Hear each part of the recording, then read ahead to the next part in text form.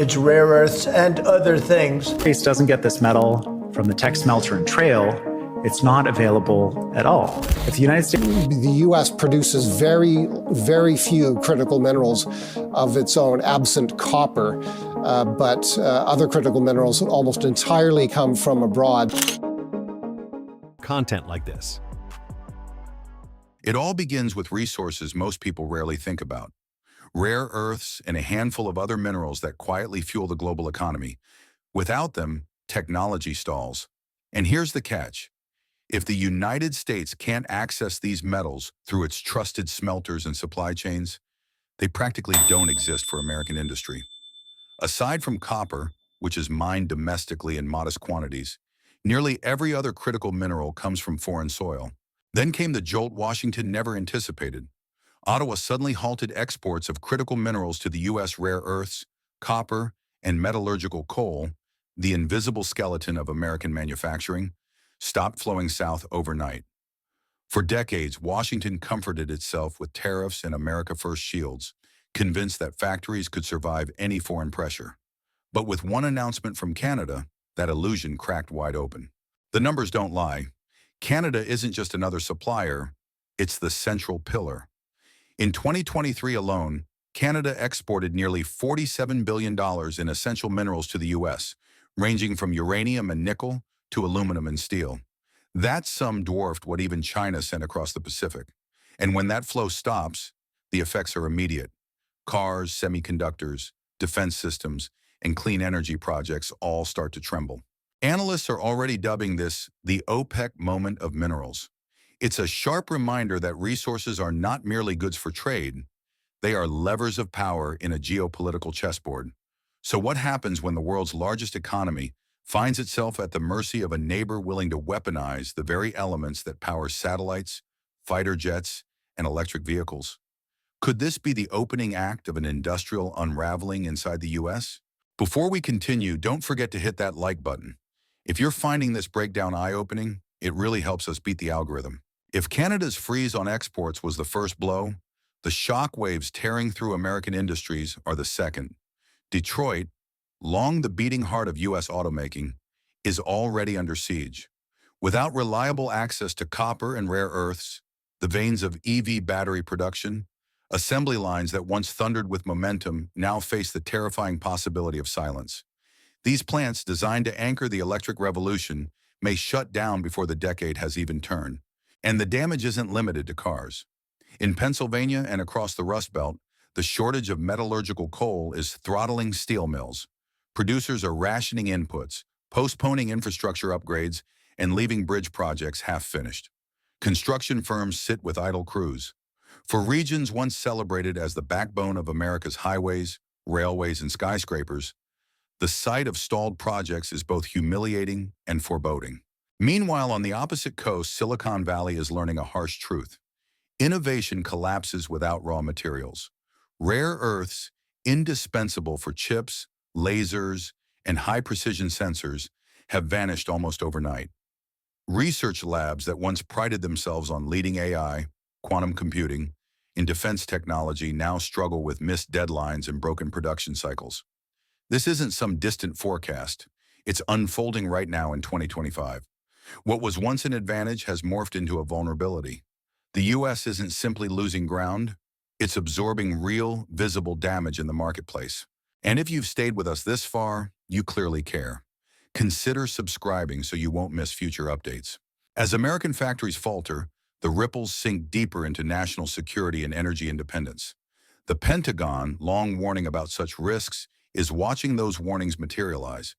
With copper suddenly scarce, production schedules for fighter jets and satellite systems are slipping. Defense planners scramble to patch readiness gaps. For a nation that prides itself on unmatched military capacity, delays in weapons development are more than an inconvenience. They're a glaring vulnerability. The energy sector stands just as exposed. Renewable projects once hailed as the vanguard of America's green transition are now stalling. Solar farms wait for missing parts, while wind turbines sit half-built without the specialized metals to complete them. It's not just lost investment in jobs at stake, it's a serious delay in constructing the infrastructure of tomorrow. What makes this crisis so unsettling is its source. For years, Washington assumed dependence on a friendly neighbor was harmless. Yet today, national security is being squeezed not by a rival, but by an ally wielding natural advantage as a weapon. If the U.S. can't secure steady access to the minerals powering its defense and energy networks, how long before its global influence starts to slip? This isn't simply about shortages. It's about revelation. For years, America First rhetoric painted a picture of self-reliance, where tariffs and protective walls would safeguard the homeland. Yet the latest numbers paint a harsher truth. In 2023 alone, Canada's $47 billion in mineral exports to the U.S. didn't just surpass China's $28.3 billion.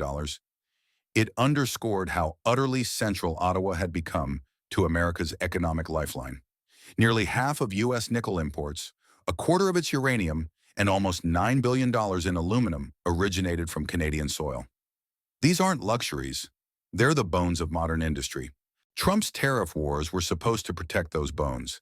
Instead, they revealed how brittle they really are. Far from shielding the U.S. economy, those policies magnified its weak points. The uncomfortable truth? America was dependent from the very beginning. Markets are already reacting. Analysts at J.P. Morgan warn that if disruptions continue, U.S. GDP could shrink by 0.5% in 2026. Meanwhile, prices for consumer electronics, staples in American households, may surge 15–20%. What was once sold as a protective wall for workers now looks more like a tax on every American family. What began as defensive trade policy has morphed into something far bigger, a contest for dominance. Canada is no longer just shielding its own industries. It is now actively leveraging its mineral wealth as a weapon of influence. By tightening export controls and dictating terms to eager buyers, Ottawa has shifted roles, from simple supplier to gatekeeper of the modern economy. Observers compare this pivot to the rise of OPEC decades ago.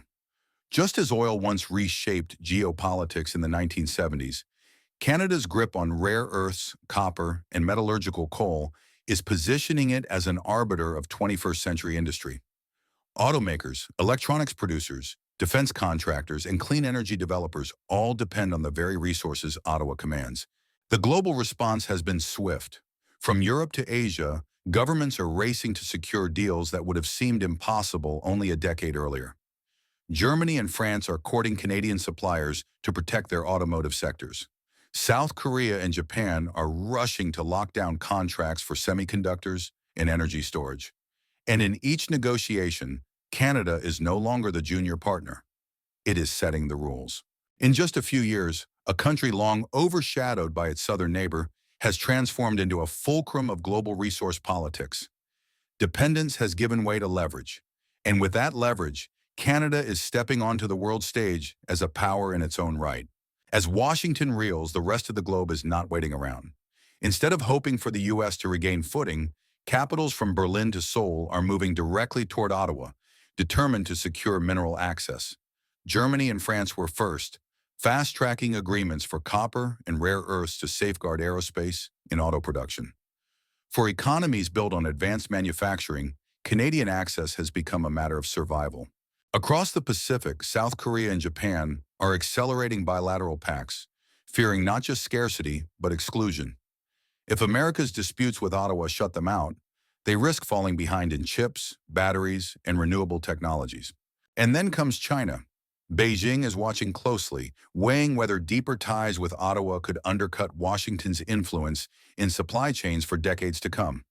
For Xi Jinping, drawing Canada closer to Asian markets isn't only an economic play. It's a strategic maneuver to weaken America's grip on global industry. The balance of power is visibly shifting. Canada isn't just the polite neighbor anymore. It has become the epicenter of the resource chessboard, the pivot around which the future of global industry could spin. The shockwaves aren't contained to boardrooms. They're hammering American households. In the Midwest, once vibrant factories are dimming. Every closure cascades outward. Tens of thousands of workers out of jobs, families losing paychecks, small businesses watching their customer base evaporate. What started as a trade dispute has become a crisis of livelihoods. Prices tell the same story. With steel scarce, rare earth-dependent electronics, and EVs caught in supply shortages, inflation is squeezing families harder than at any point since the pandemic. Smartphones, laptops, even clean energy cars, items once seen as symbols of progress, are rapidly turning into luxuries. The damage spreads into infrastructure too. Industrial states, starved of raw inputs, are postponing highway repairs, delaying bridge projects, and shelving renewable energy investments. Local governments, already strapped for cash, buckle under the weight of missed deadlines and vanishing revenues. On the national scale, the effect is unmistakable. Growth slows, competitiveness erodes, and global rivals surge into the gap. A strategy that once promised prosperity has instead opened doors for others to rise, while the United States pays the cost. This isn't a one-off disruption. It's the opening act of a new era where power belongs to those controlling the raw materials. Canada has drawn the line. Minerals are no longer mere commodities. They are political weapons. What once flowed quietly across borders is now a bargaining chip that shifts alliances and redraws influence maps. The United States, once certain of its dominance, now finds itself weakened as attention shifts north. Supply chains once centered in Washington are realigning toward Ottawa. A mineral order resembling the oil shock of 1973 is no longer a theory, it is a looming reality. And that leaves the ultimate question. If America cannot secure the minerals that power its industries and defenses, can it truly maintain its role as a superpower in the 21st century? This is where the story lands. A world in flux, a United States staring at decline not because of an enemy abroad, but because of dependency at home. As Canada rewrites the rules of resource power, the stakes rise far beyond trade disputes. They reshape the very foundations of global order. So, what do you think? Are we witnessing the dawn of a permanent power shift? Or can Washington pull itself back from the brink before it's too late? Thanks for sticking around. If you found this valuable, make sure to like and subscribe.